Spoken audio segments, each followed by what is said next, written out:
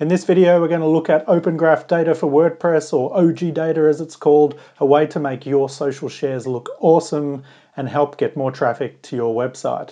Let's jump right in.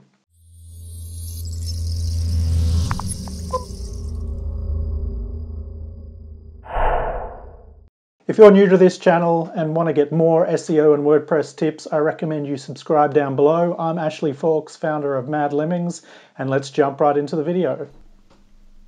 Alright, we're going to do a few things in this video. I'm going to show you what it looks like when you share a post that has the data set up correctly, the OG data, and show you what those tags look like in HTML. That's not super relevant, but some of you may be interested to see that.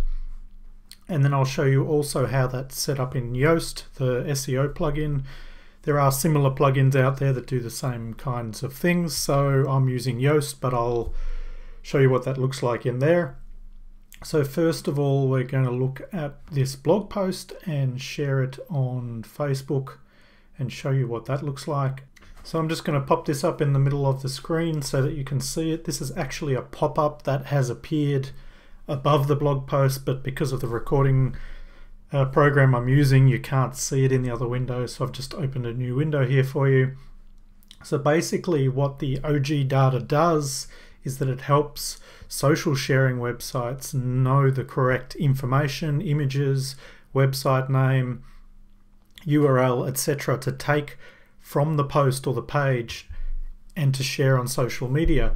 Now, a lot of the social media websites are very good at doing this even without that data, but if you want to be absolutely 100% sure that your website will pass across the correct information when you have your posts or pages shared by people, you really should be using this stuff. So it makes sure that the right images, the right URL, the right title and description and website are carried across to most of the social media sharing sites. Now, Facebook invented this, so obviously it works well with them. LinkedIn picks it up really well as well. Twitter is a little bit different.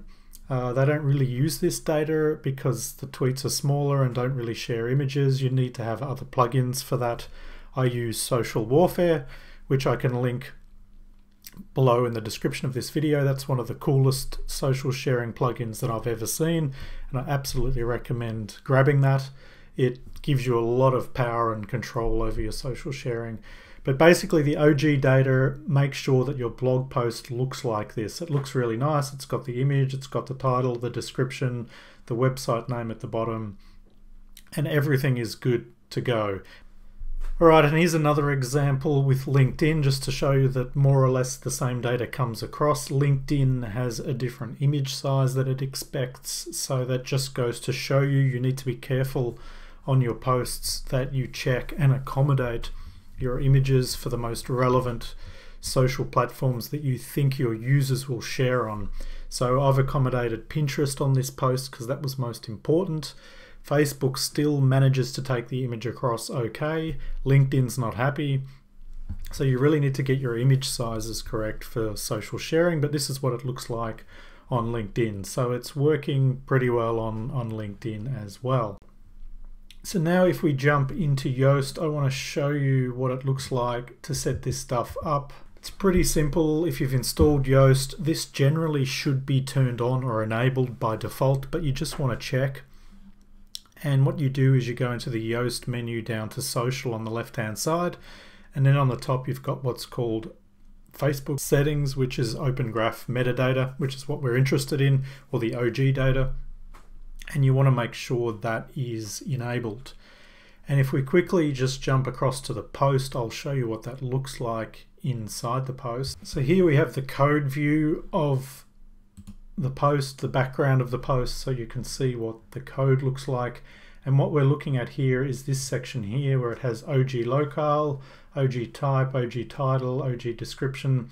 So these are all pieces of data that the plugin has basically added to every page and post, and it pretty much picks up the main image, the URL, the main description, which is coming from the first part of the blog post, and also the title, which is coming from the blog post title, and it passes those across to social media when they're sharing. So those websites when you share, they go into these pieces of data and they try to make sense of what you're sharing and show the best view possible.